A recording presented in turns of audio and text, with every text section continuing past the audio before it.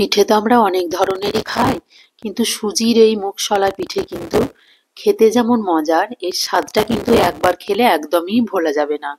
এটা খেতে যতটা না ভালো, তার থেকেও হচ্ছে এটা করতে কিন্তু খুব সোজা, এবং এর উপকরণগুলো লাগে একদম সহজ সরল, এবং বাড়িতে থাকা উপকরণ দিয়েই কিন্তু আপনারা বাড়িতে খুব সহজভাবে এই মুগশলা পিঠেটা তৈরি করে নিতে পারবেন।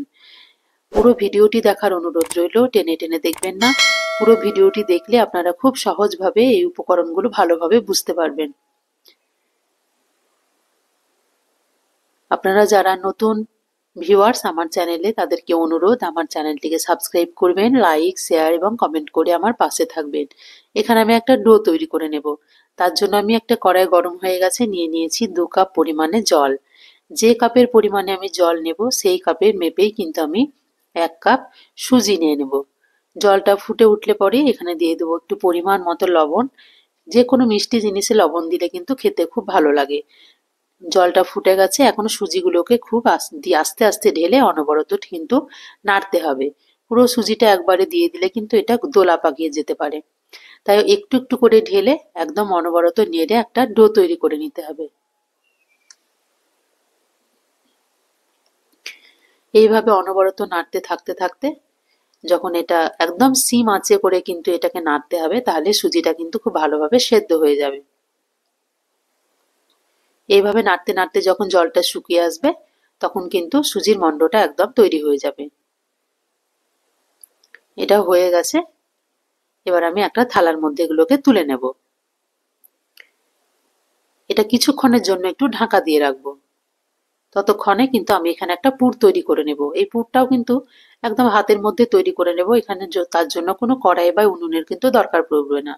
তার জন্য আমি নিয়ে নিয়েছি কোরানো নারকেল 4 চামচ। এখানে দিয়ে দেবো। এখানে আমি মিক্সিতে আমি চিনিটাকে গুঁড়িয়ে নিয়েছি। 2 চামচ পরিমাণ চিনি আমার এখানে লাগবে।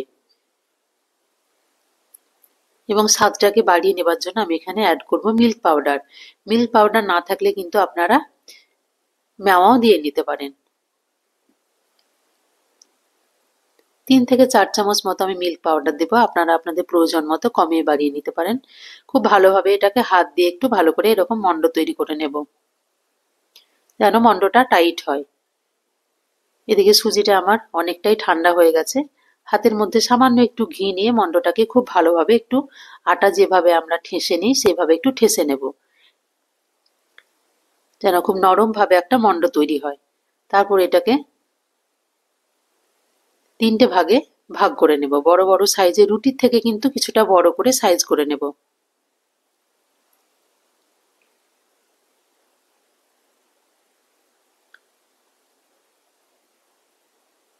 তবে এগুলোকে একদম খুব টাইট ডো করলেও হবে না, আবার একদম নরম করা যাবে না। ঠিক যেভাবে আমরা আটা মাখি সেভাবে ডোটা তৈরি করে নিতে হবে। তারপর একটু ময়দা বা আটা ডাস্টিং করে নিতে হবে এভাবে চাটুর মধ্যে। তারপর এটা রুটির মতো বেলে নিতে হবে।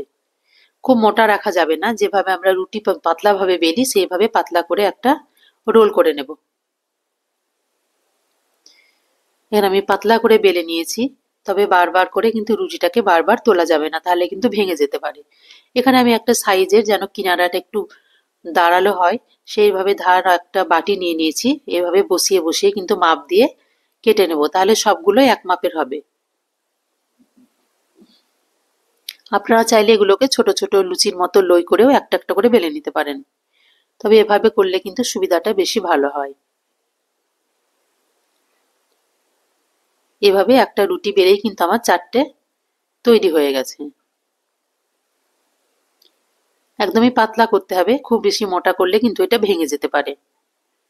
এখানে আমি প্রায় 8 থেকে 10টা আমার তৈরি হয়ে গেছে। সবগুলো মিলে আমি 3টে মণ্ড থেকেই তৈরি করে নিয়েছি। এবার এগুলোকে একটা করে হাতে নেব, ভিতরে কিছুটা পুর দিয়ে দেব।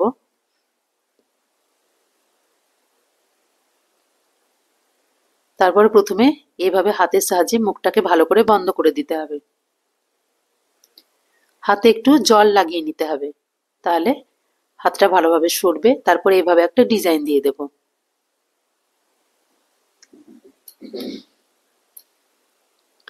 আপনারা আপনাদের পছন্দ মতো ডিজাইন কিন্তু দিতে পারেন, তবে মুখটা যেন ভালোভাবে বাঁধা হয় সেই দিকে খেয়াল রাখতে হবে। এইভাবে আমি সবগুলোকেই প্রায় তৈরি করে নিয়েছি, বা আরও একটা পদ্ধতিতে আপনারা করে নিতে পারেন। এইভাবে একটা কাঁটা চামচ নিয়ে এইভাবে কিন্তু চারিদিকটা একটু চিপে চিপে এটাকে বন্ধ করে দিতে পারেন মুখটাকে। এভাবে একটা ডিজাইন তৈরি হয়ে যায়, বা আপনারা হাতের সাহায্যে এইভাবেও কিন্তু একটা ডিজাইন তৈরি করে নিতে পারেন। ডিজাইন যে যেমন খুশি দেখতে ভালো লাগার জন্য ডিজাইনটা, এটা কোনো প্রয়োজনীয় কিছু নয়। আমি এভাবে দুরকম ভাবে তৈরি করে নিয়েছি। এদিকে তেল গরম হয়ে গেছে। তেলটা কিন্তু খুব হাই ফ্লেমে গরম করলে হবে না, একটু মিডিয়াম আঁচে দিয়েই তারপর এগুলোকে একটা একটা করে দিয়ে ভেজে নিতে হবে।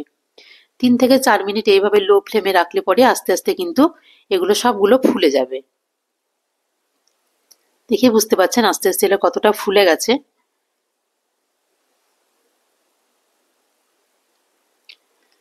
এভাবে অল্প আঁচে, এবং এগুলোতে ভাজতে কিন্তু তেলের পরিমাণটা খুব কম লাগে।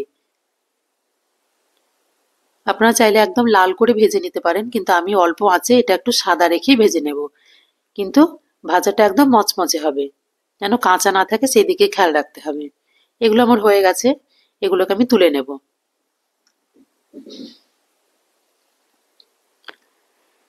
এখানে আমি একটা রস তৈরি করে নেব।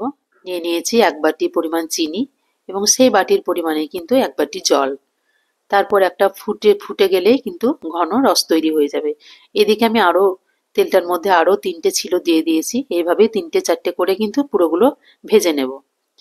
এদিকে রসটা কিন্তু ফুটে গেলেই তৈরি হয়ে যাবে, যেহেতু মাপের আমার জল এবং চিনি দেওয়া আছে। এদিকে রসটা তৈরি হয়ে গেছে। ভেজে রাখা যে পুলিগুলো ছিল সেগুলো কিন্তু আমি দিয়ে দিয়েছি।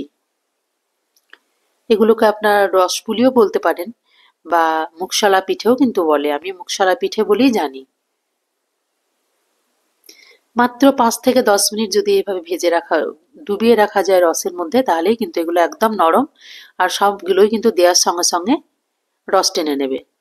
দেখেই বুঝতে পারছেন যে এগুলো কতটা মুচমুচে ভাবে ভাজা হয়েছে। মাত্র 10 থেকে 15 মিনিট কিন্তু রসে থাকলে এটা খুব ভালোভাবে রস ঢুকে যাবে। আপনারা অবশ্যই এইভাবে বাড়িতে একবার শীতের দিনে বানিয়ে দেখবেন। এর স্বাদ কিন্তু ভোলার নয়, সত্যি করে, এবং খুব